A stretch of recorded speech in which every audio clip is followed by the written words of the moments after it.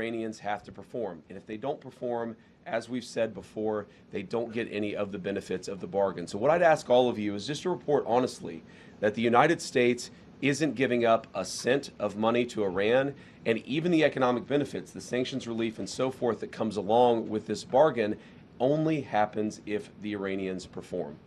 So with that, I want to say thanks to all of you. It's good to be with you this morning, and I'll kick it over to questions. Let's start right over here to the right. Thank you, Mr. Vice President. I wanted to ask a follow-up on something you just mentioned. You talked about the possibility of the current Iranian leadership fundamentally changing their behavior.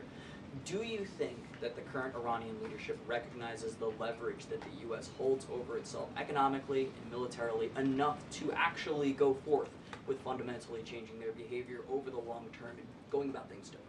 So I certainly think they recognize the leverage that the United States has over them. We've seen that in a number of our conversations. We've seen that just in their behavior over the last couple of days. They certainly recognize that the United States has great leverage. Will that ultimately lead to a change in behavior? I don't know. I've seen skeptics of the deal. People say the Iranians will never change their behavior. Well, maybe that's true, and if so, they don't get any of the benefits of the bargain. But isn't it worth trying? Isn't it worth seeing whether this incredibly weakened position that the President of the United States has put the Iranians under, whether that motivates them to change their behavior, not just vis-a-vis the West, but vis-a-vis the Middle East? And one of the interesting things about this is, the technical details of this we can, of course, get into. There are going to be any number of opinions about the negotiation, about where it's ultimately going to go. But I tend to think that you should trust the people who know the Iranians the best and who have the most to lose. What are the Gulf Arab states saying about this deal? What are they saying about this deal compared to the JCPOA in 2015? This is the Obama nuclear deal. Well, back then, they hated that deal. They felt like it empowered the Iranians to be bad actors across the region, and of course, that's exactly what happened. They were right about that. What are they saying about the president's peace deal? They're saying this is an amazingly transformative thing for the region because either way, we and the broader region win. Iran is weakened, their nuclear program destroyed, their economy in desperate straits, and if they change their behavior, big things are going to happen for Iran and for the world. If they don't, no skin off our backs. Either way, we win, and that's the way the president has set up this deal and this negotiation. Thank you, Mr. Vice Yep. President. Just a quick housekeeping question, which I think you answered in your topper, but did the 60-day period officially begin yesterday? I would say the 60-day period officially started today. It was signed late, and it may have even been signed technically, because of the time shift. I think it's signed technically today, Iran time. So yes, the deal started yesterday. We're going to start the 60-day clock today. Go ahead. Can you help us understand President Trump's shift on his stance for Iran's ballistic missile program? Initially, it was a key objective to dismantle it. Yesterday, he said it would only be fair if they had some, if the countries around Iran also had some. So when and why did that change? And will the final agreement have any restrictions on these missiles?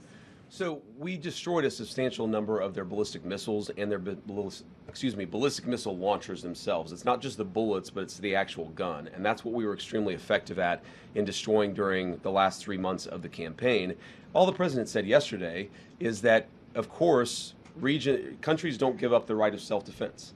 Israel doesn't give up the right of self-defense if Hezbollah fires rockets or drones at Israel. The Iranians don't give up the right of self-defense in their country, but we do expect that as part of the final deal, they are not going to be able to build the kind of missiles that can broadly threaten the entire world. And that's what the President of the United States said yesterday. And look, I mean, it's very simple.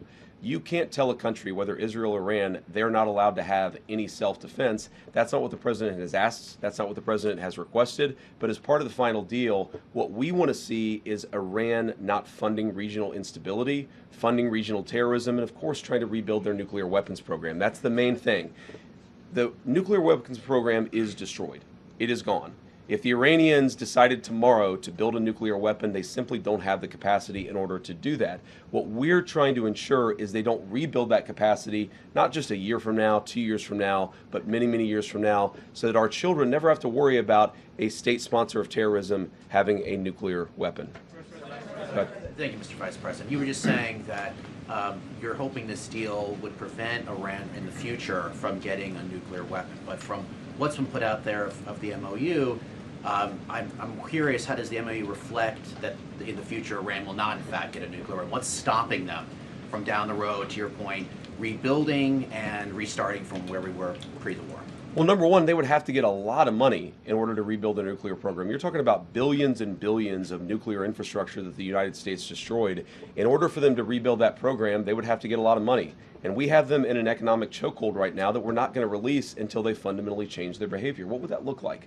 That would mean a real inspections regime. That would mean a real enforcement regime. As the MOU contemplates, that would mean the destruction of their enriched stockpile. All of these things are the sorts of steps you're going to take if you're serious about ending your nuclear weapons program. And that, again, is why I go back to this fundamental trade that's built into the deal. They need money to do anything.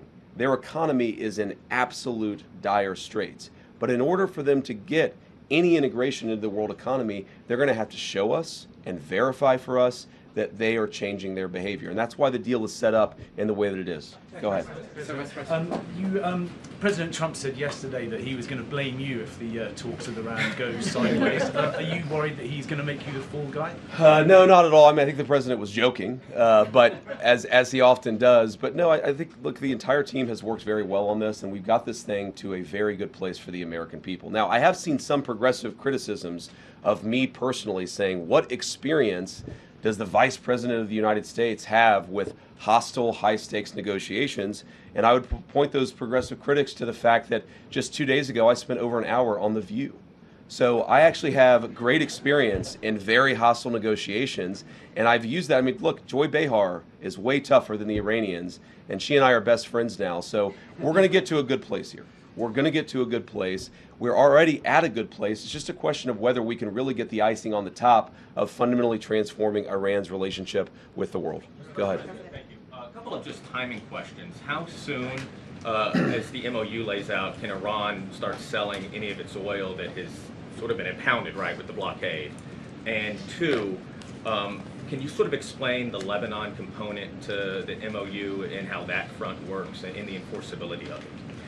Yeah, so the Lebanon component, this is about regional peace, right? This is about regional peace. And what that means is we expect Hezbollah is not going to be firing rockets and firing drones at the Israelis.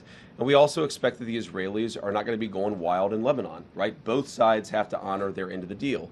Now, as you guys know, sometimes these ceasefires are a little messy. The President of the United States said this a couple of weeks ago, that a ceasefire in that region of the world just means they're shooting a little bit less at each other than they were before. What you've seen is radical progress in Lebanon, less shooting, less firing, but you're still going to have these little flare-ups from time to time, and that's just the sort of thing that we're going to have to manage through the diplomatic process. Secretary Rubio's been sort of the person on point.